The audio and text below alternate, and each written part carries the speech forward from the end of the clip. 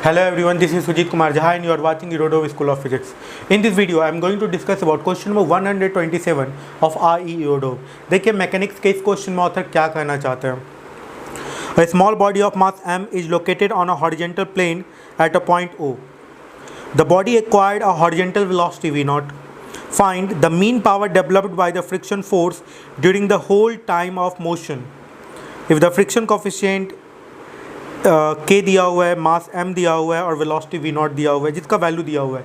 मैं एक तरीके से इसका फार्मूला डिराइव कर देता हूँ इस क्वेश्चन के लिए. ठीक है, एक इक्वेशन बना देता हूँ जिसमें सिर्फ आपको वैल्यू पुट करना होगा. ठीक है, देखिए इस स्मॉल m मास ऑब्जेक्ट को फेंका गया हॉरिजॉन्टल प्लेन में. ठीक है, इसके बाद इसके सेकेंड पार्ट में चलेंगे. पहले इसका फर्स्ट पार्ट सॉल्व कर लेते हैं. ठीक है, तो ऑब्जेक्ट को v0 स्पीड से फेंका गया है और सरफेस का फ्रिक्शन कोफिशिएंट k दिया हुआ है. इस ऑब्जेक्ट को v0 स्पीड से प्रोजेक्ट कर दिया गया. सरफेस का फ्रिक्शन कोफिशिएंट k दिया हुआ है. ओके, अब इस पर जो फ्रिक्शन लगेगा that friction is equals to kmg. चूँकि फ्रिक्शन अपोजिट डायरेक्शन में तो इसमें रिटार्डेशन आएगा. रिटार्डेशन आएगा तो कितने देर के बाद इसका वेलोसिटी जीरो हो जाएगा. ठीक है, तो v इक्वल टू होता है u minus A T retardation के केस में. ठीक है, और रिटार्डेशन का वैल्यू क्या आ जाएगा k into g, friction by mass है ना. फ्रिक्शन ही तो एक लौता फोर्स है जो इस पे लग रहा है, तो फ्रिक्शन ही रिटार्डेशन प्रोड्यूस करेगा इसमें. तो इक्वेशन क्या बनेगा, v का वैल्यू जीरो, u का वैल्यू है v0, एक्सेलेरेशन का वैल्यू है k इंटू जी इंटू टी. तो t का वैल्यू मिल गया कितने के बराबर, v0 बाई के जी के बराबर. ओके, अब देखिए फ्रिक्शन वर्क कितना करेगा. सिर्फ और सिर्फ एक फ्रिक्शन ही तो लग रहा है फोर्स, और तो कोई इस पे फोर्स लग नहीं रहा है. ठीक है, तो फ्रिक्शन के द्वारा जो वर्क होगा that is equals to change in kinetic energy. ठीक है, तो इनिशियल काइनेटिक एनर्जी इसका कितने के बराबर है, हाफ m v0 स्क्वायर के बराबर है. फाइनल काइनेटिक एनर्जी इसका कितने के बराबर है, फाइनली ये रेस्ट में आ जा रहा है, जीरो के बराबर है. तो वर्क डन जो होगा फ्रिक्शन के द्वारा, ठीक है, वो कितने के बराबर हो जाएगा, minus half m v0 square के बराबर. यही वर्क डन हो जाएगा. ठीक है, तो एवरेज पावर यदि आपको कैलकुलेट करना है तो एवरेज पावर क्या होता है, work done by time, total time. ठीक है, तो ये हो जाएगा minus half m v0 square by time, और टाइम का वैल्यू कितने के बराबर आ चुका था, v0 बाई के जी के बराबर. तो ये हो जाएगा यहाँ पे v0 और ऊपर चला जाएगा के जी. टाइम के जगह पे हम लोगों ने क्या पुट कर दिया, v0 बाई के जी. ओके, तो यहाँ से v0 से v0 कैंसिल आउट हो जाएगा. तो पावर जो होगा फ्रिक्शन का, एवरेज पावर पूरे टाइम इंटरवल के लिए जब तक वो रेस्ट में आ जाएगा तब तक के लिए कितने के बराबर आ जाएगा, m v0 के जी बाई 2, और यही एवरेज पावर आ गया. ठीक है, अब इस क्वेश्चन के सेकेंड पार्ट में चलते हैं और देखते हैं इस क्वेश्चन के सेकेंड पार्ट को कैसे सॉल्व करना है. आसान क्वेश्चन था, बहुत टफ नहीं था.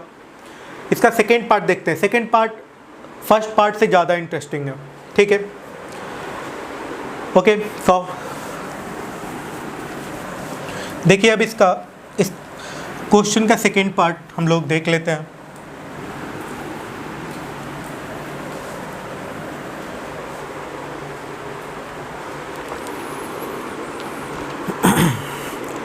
The maximum instantaneous power developed by the friction force if the friction coefficient varies as k का वैल्यू दिया हुआ है alpha x, where alpha is a constant and x is the distance from the point O.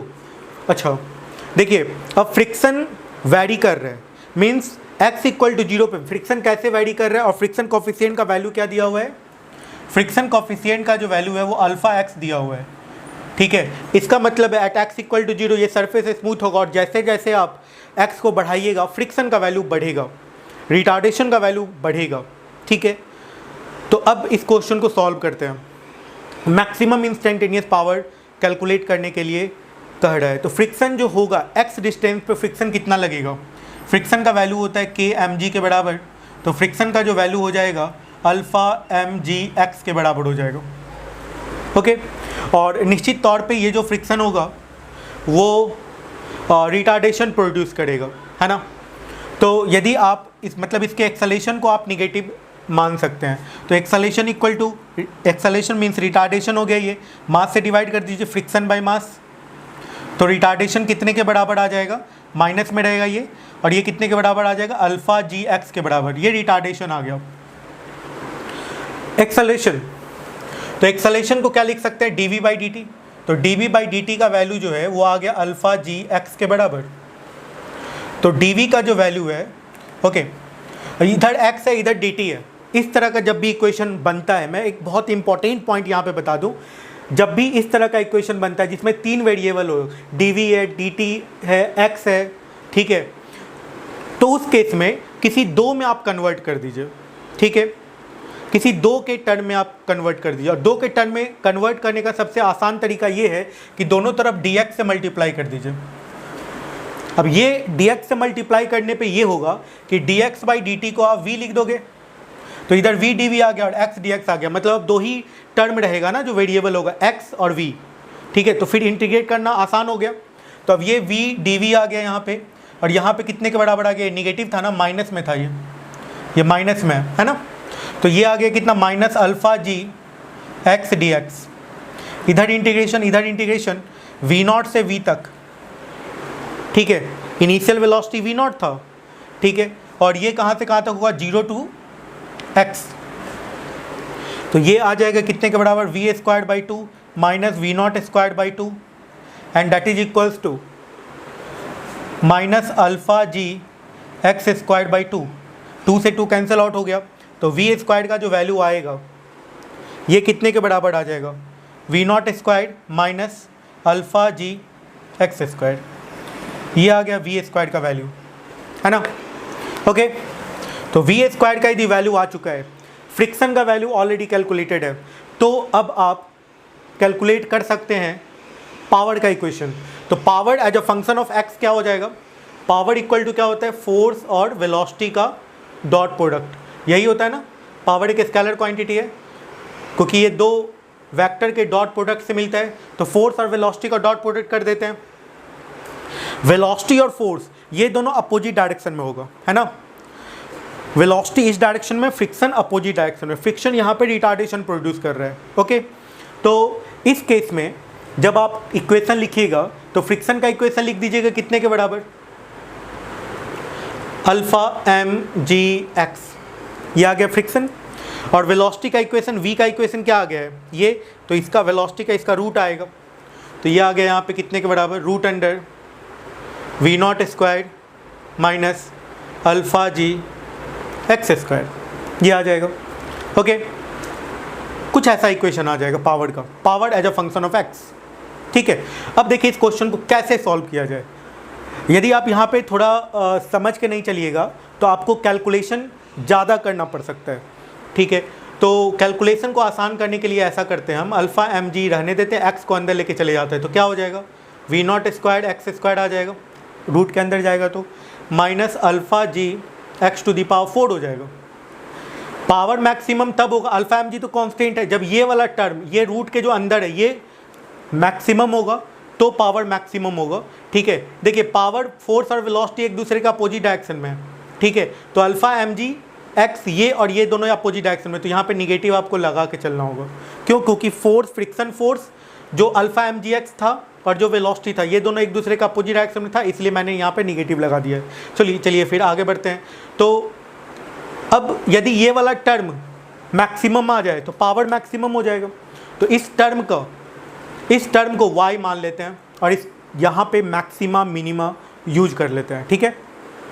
तो यहाँ पे ये क्या आ जाएगा, v not square x square minus alpha g x to the power 4, तो d y by d x कितने के बराबर आ जाएगा, ये आ जाएगा v not square into 2x minus alpha g 4x cube, ठीक है। तो ये इसको कितने के बराबर हो जाना है, 0 के बराबर हो जाना है। तो यहाँ से आपको x का वैल्यू मिल जाएगा, ठीक है, वो x का वैल्यू जहाँ पे, वो पोजीशन मिल जाएगा जहाँ पे पावर मैक्सिमम होगा। तो x का वैल्यू यहाँ से निकाल लेते हैं, देखिए कितने के बराबर आएगा, ये 0 आ गया, means v not square 2 v not square x minus 4 alpha g x cube, 4 alpha g x cube that is equals to 0, है ना। अब इसको सॉल्व करना आसान है, अब बहुत टफ बचा नहीं है ये, ठीक है। देखिएगा, इसको मैं सॉल्व कर देता हूँ। अब यहाँ पे इस इक्वेशन से 2v0 squared x that is equals to 4 alpha g x cube, तो 2 से ये कट गया, x से ये एक्स क्यूब कैंसिल आउट हो गया, तो ये आ गया v0 स्क्वायर इक्वल टू आ गया कितने के बराबर आ गया, ये 2 अल्फ़ा जी एक्स स्क्वायर के बराबर, 2 अल्फ़ा जी एक्स स्क्वायर के बराबर आ गया, ठीक है। अब यहाँ पे पुट कर दीजिए, यहाँ पे पुट कर दीजिए और मैक्सिमम पावर कैलकुलेट कर लीजिए। तो power as a function of x जो है यही है ना, कितने के बराबर है, minus alpha m g root under v0 square x square minus alpha g x to the power 4। X square का वैल्यू ऑलरेडी कैलकुलेटेड है, minus alpha m g root under x square का वैल्यू क्या आएगा, v0 square by 2 alpha g, तो v0 square into v0 square by 2 alpha g, ये आ जाएगा x square की जगह पे, माइनस अल्फ़ा जी और एक्स टू दी पावर 4 मतलब इसका स्क्वायर करना है, तो v0 to the power 4 by 4 alpha square g square, ये आ जाएगा, ठीक है। अल्फ़ा जी ये कैंसिल आउट हो गया, ठीक है। अब यहाँ पे v0 टू दी पावर 4 आ जाएगा, इसको आप बहुत ही आसानी से सॉल्व कर सकते हैं, सॉल्व कर देते हैं, माइनस अल्फ़ा एम जी और यहाँ पे आ गया root under v0 to the power 4 by 4 alpha g, ये आ जाएगा, ठीक है। अब इसको फाइनल इक्वेशन जो इसका आएगा यहाँ से आप लिख सकते हैं, पावर का इक्वेशन अल्फ़ा जी, यहाँ पे भी अल्फ़ा जी, यहाँ पे 4 का रूट 2 आ जाएगा, ठीक है। तो ये आएगा माइनस और v0 स्क्वायर का root, v0 to the power 4 का रूट v0 स्क्वायर आएगा minus half m v0 square root under alpha g, ये अल्फ़ा जी और यहाँ पर रूट अंडर अल्फ़ा जी, तो ऐसा आएगा। This is the maximum power. और ये इस क्वेश्चन के दोनों पार्ट का सॉल्यूशन हो गया। Thank you.